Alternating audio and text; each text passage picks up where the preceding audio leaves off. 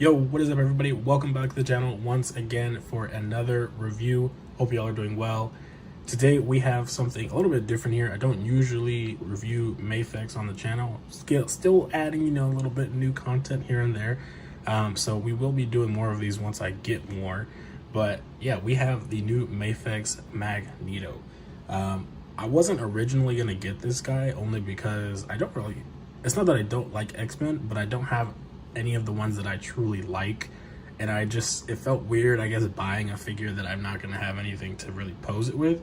But talking to some people, they kind of made me realize, like, you don't need to have those characters posed with. In the future, when they come, they'll come, but to have it, it's really up to you at that point. So I ended up getting him, and I mean, I'm pretty satisfied for the most part, but there are a lot of things like with Mafex that I get iffy about, just because it's their own thing, their own style, but I do wish it had different bits of articulation and similar to how other figures do it. But I still very much enjoy, what Mafex did here. And if you didn't already know, there is a Magneto already out.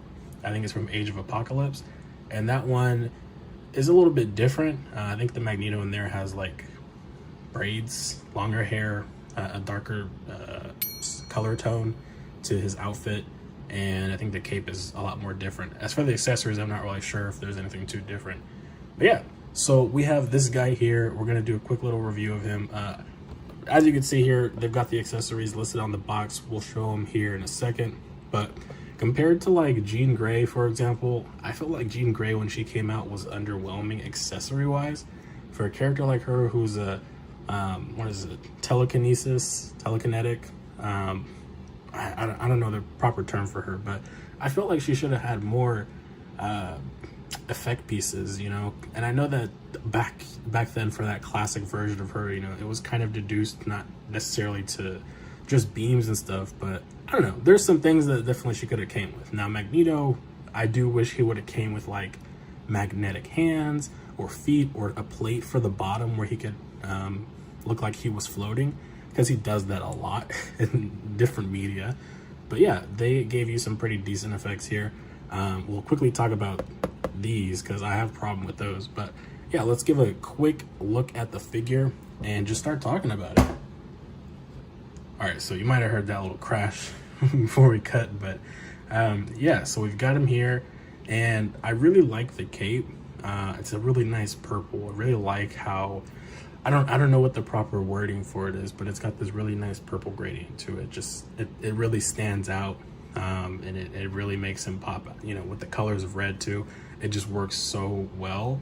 And I don't know if I really would have liked having that darker color of the Age of Apocalypse version of him. And I also did see that he potentially was taller.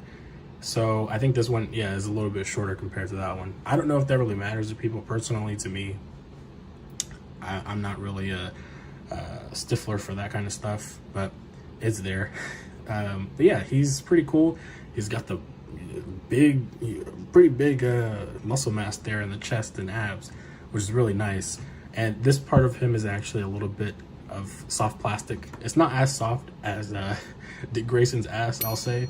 Nightwing is just better in that regard when it comes to having the soft plastic butt for some reason. They knew that that's what people wanted, and they did it. But I'll be curious to see if they do that for other releases more and give them that kind of extra little bit of articulation in the legs. This one, in terms of out of the box, he wasn't too loose or too tight.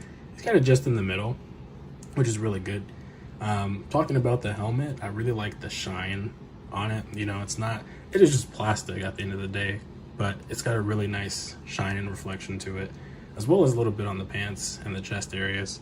And yeah, so this piece right here also, I think you can take it off, but I don't know how easy that is to do. So if you are wanting to mod the body or whatever, you can. The cape, for me, like coming out the box, it holds itself up pretty well, as you can see, but it's just so big.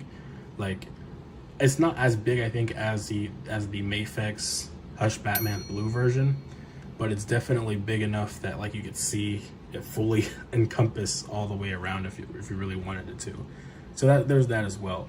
And it obviously hangs above his shoulders, so, or on top of his chest really, so you can kind of cover his almost whole body up if you really wanted to. So yeah, there's that.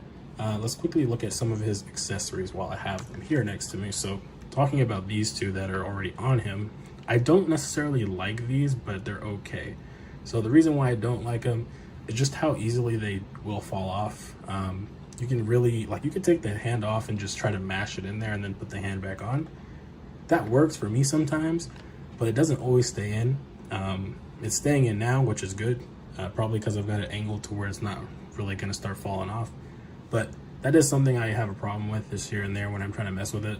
So I'm kind of cool on these. I would have preferred if they did something similar where it's already attached to a hand, and I know that takes up space for accessories, but it's not like you were getting too much anyway in terms of hand accessories, because he only comes with 4 total sets of hands. He comes with these 3, and then he comes with the fist.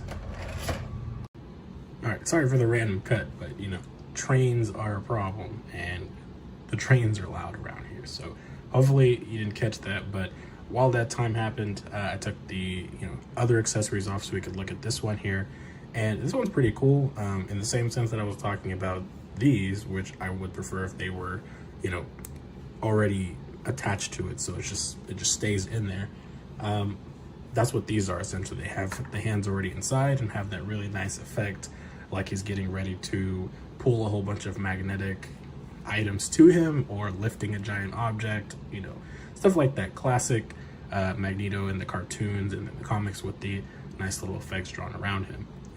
Really stands out. I do like it, but it's got that really like icy effect to it. It's kind of interesting that they chose how they chose the colors for it, I should say.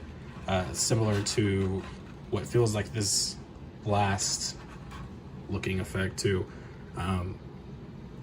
I know he has some interesting variations to his abilities in the comics and what he can do with magnetism in general, but it's escaping me in terms of what exactly he has done that's kind of gotten this style where he's doing whatever with these, but they are really cool still. It's every time I see effect pieces that are clear, they always have this weird white wash on the top of them, and I never like that, but I mean, I'll never really notice it if I'm posing it, I guess, with him doing stuff like holding it up or whatever. But yeah, that's pretty cool.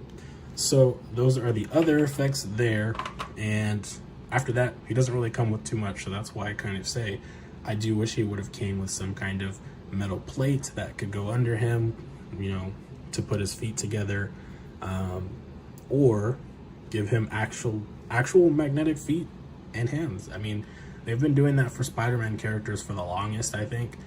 For Venom, I think Carnage, and many different Spider-Mans. So it seemed like something that would have been kind of like, let's do it for Magneto, right? And I know that there is another figure out, I think it's a 1/6 scale Magneto from the 90s. It's more looking like the 90s with the shading and stuff like that. And that one has magnetic hands, and it can actually pull, actual magnetic items and stuff like that to it, or hold it, I should say.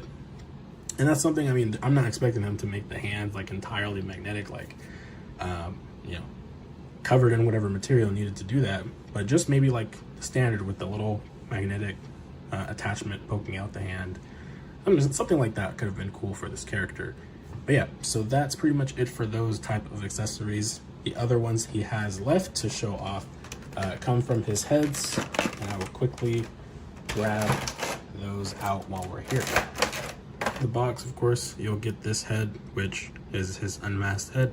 You get all those nice curls, very strong jawline there, and him looking off into the distance as a leader of the Brotherhood, of wanting to secure mutant kind's staple in the world. You also get this really cool face / head where he's kind of blacked out and got the white eyes, and kind of like the shadows casting over him, I guess you could say. Really cool effect. Again, I really like the shine and the finish on the helmet. Hopefully no paint rub will happen with these, but I don't expect them to.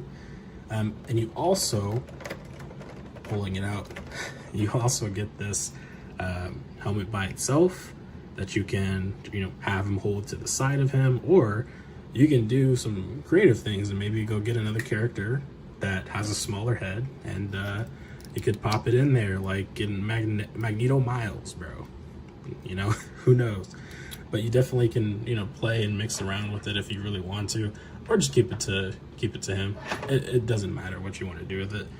It's just really cool to have a separate helmet in general, just to kind of, you know, do what you will, like I said.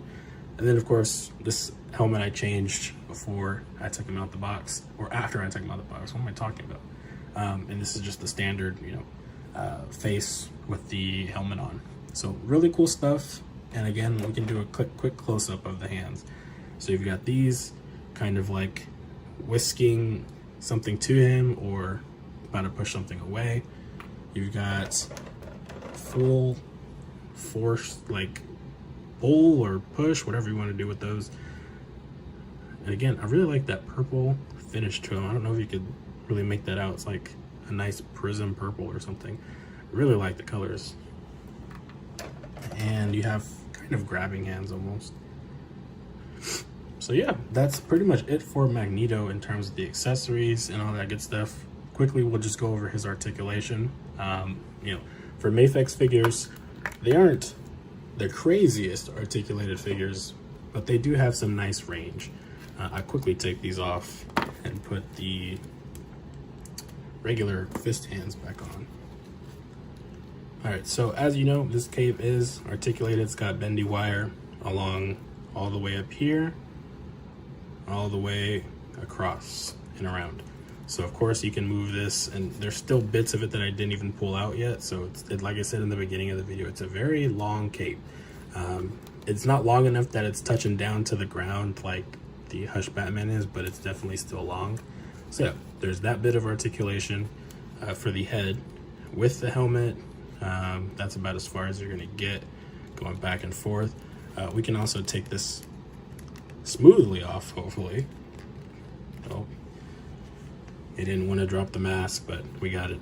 All right, so let's see if it's any different with just this version. A little bit better, so you're getting a little bit more range there in the head if you do the unmasked variant. For the arms, of course, you can, you can get him in the T-pose, the butterfly joint here.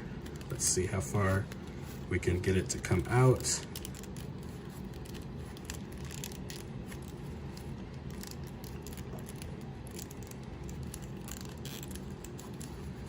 I guess I'll pull this cape up so you guys can kind of see. But yeah, that's about as far as it's gonna come out for me without stressing it too much, of course. So there is that. Here is the arm bend, and you get a little bit more action there. Of course, you've got your swivel on the hands, and very easy to take the hands off, of course. And as for the ab crunch here, that is as far as you're getting down without utilizing this other structure here. And going back, that is about as far as you can get it. And of course, you got your twist and turn here. Of course, be careful. You don't want to break the pegs. And I didn't mention this earlier, but this also is a separate piece. So utilize that to your advantage how you will. But here is the full articulation utilizing both segments. And you get a little peek there. And as for the legs, you get that full extend on the upper leg. You get your 90-degree knee bend, and then some. You got your ankle swivel, toe hinge, and of course you can move this side to side as you will. And I believe, yep, they still have this swivel inside with the ball and the leg, and I believe they have the drop down feature still. Yep.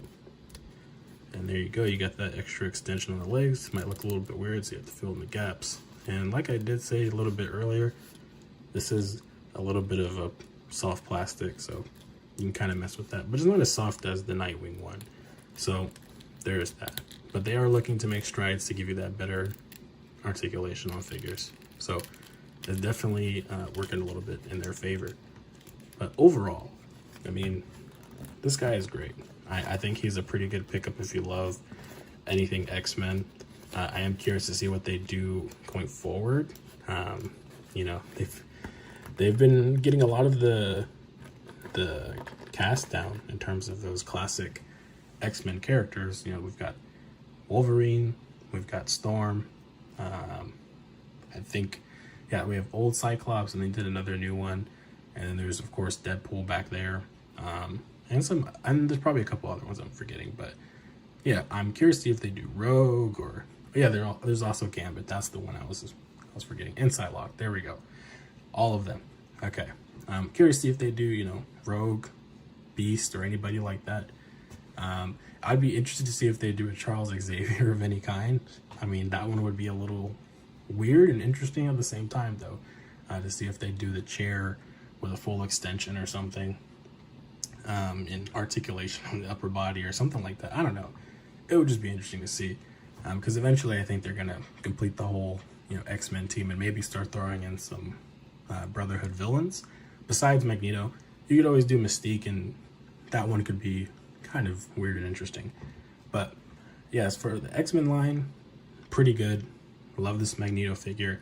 I just wish he came with more magnetic based accessories, and I know that sounds like maybe asking for too much considering what we got, but he's the master of magnetism. The guy literally should have had what was already being done for other figures as just kind of an added bonus for the character. Just my personal opinion. But with that, I think that's where I'm going to conclude this. So how do you guys feel about this Magneto figure? Did you pick it up? If you didn't, tell me, let me know why in the comments. If you did, tell me why you bought it, and what you think of it, of course. So with that, I'm going to end it here. Again, like I said, great figure. I think it's worth the purchase. You know, it comes with some really decent effects. Again, this isn't my favorite one. Probably could have turned one of these into a metal plate if they really wanted to. And maybe I'll do that for one of them, because I'm not really planning on using that particular effect with him. But yeah, great fig, worth the pickup. Love the colors, articulation's great, design is great. And yeah, with that, I will end it here. Catch you guys later. Peace.